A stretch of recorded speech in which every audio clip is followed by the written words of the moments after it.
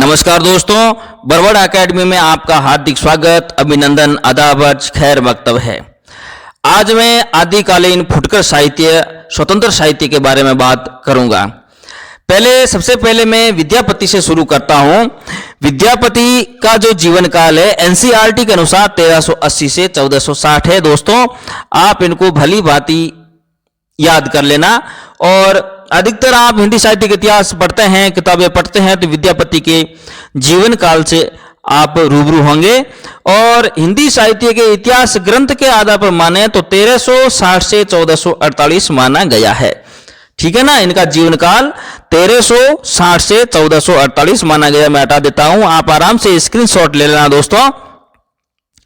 विद्यापति तिरहुत के राजा शिव सिंह के दरबारी कवि थे। विद्यापति तिरहुत के राजा शिव सिंह के दरबारी कवि थे और इनको आदिकाल और भक्ति काल, बहुत ही इंपॉर्टेंट है ये सवाल, कई बार परीक्षा में ये सवाल आता है।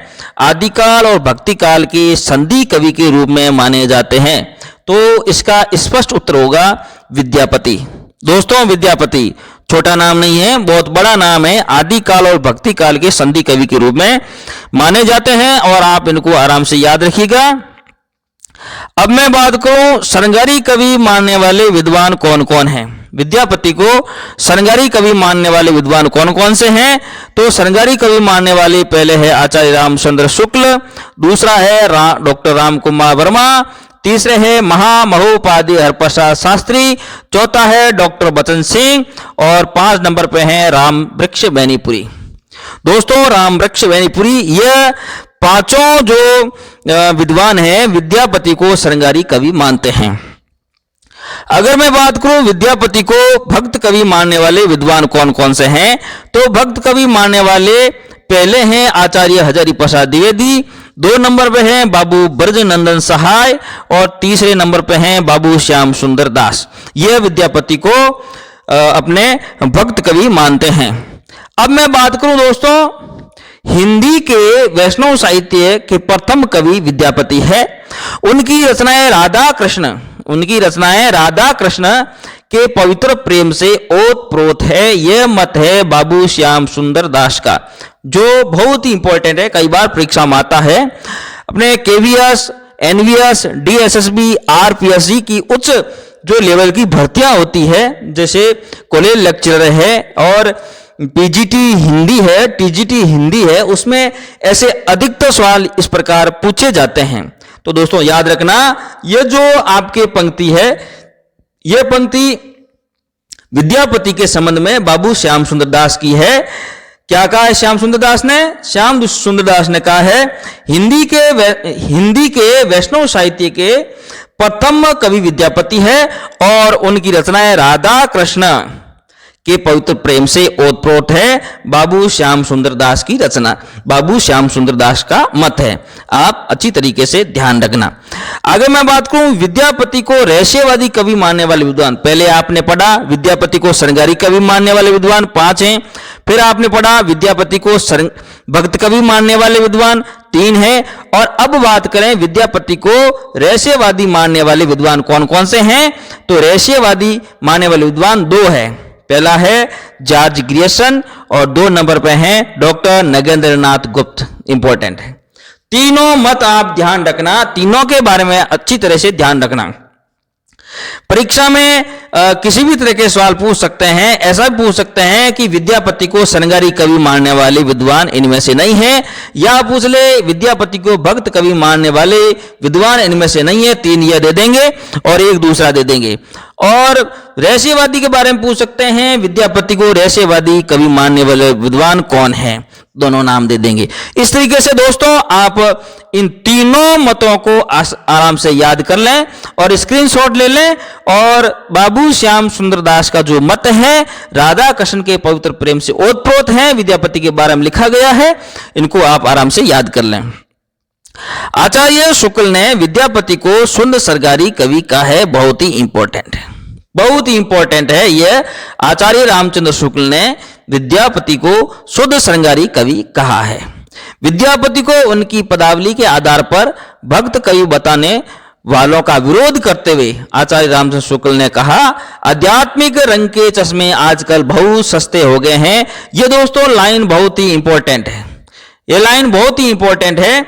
आचार्य रामचंद्र शुक्ल ने इनके बारे में कहा कि इनके आध्यात्मिक रंग के चश्मे बहुत ही सस्ते हो गए हैं। यह आचार्य रामचंद्र शुक्ल ने कहा है विद्यापति के बारे में, तो आप आराम से इनको याद रखें।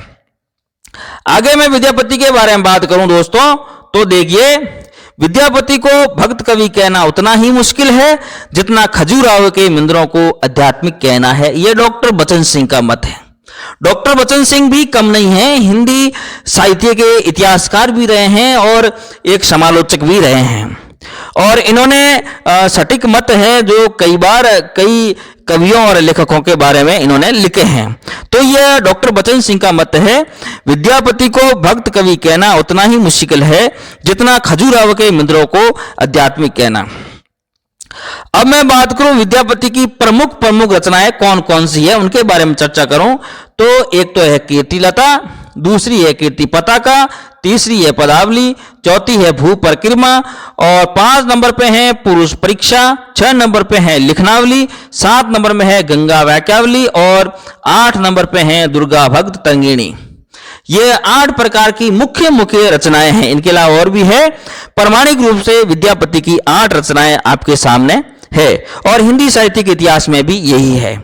विद्यापति ने कीर्ति लता रचना में स्वयं को खेलन कवि का है, जो अपने आप में बहुत ही इंपॉर्टेंट है। यहां से दोस्तों सवाल पुटअप होते हैं, यहां से सवाल पुटअप होते हैं हर परीक्षा में। इस तरीके से ही सवाल पूछे जाते हैं, इस तरीके से ही सवाल पूछे जाते हैं। तो देखिए, विद्यापति ने कीर्ति लता रचना में स्वयं को खेलन कवि कहा है तथा कीर्ति लता को कहानी कहा है। इसको आप दोस्तों याद रखें, स्क्रीनशॉट ले ले एक अपना, बहुत ही इंपॉर्टेंट है।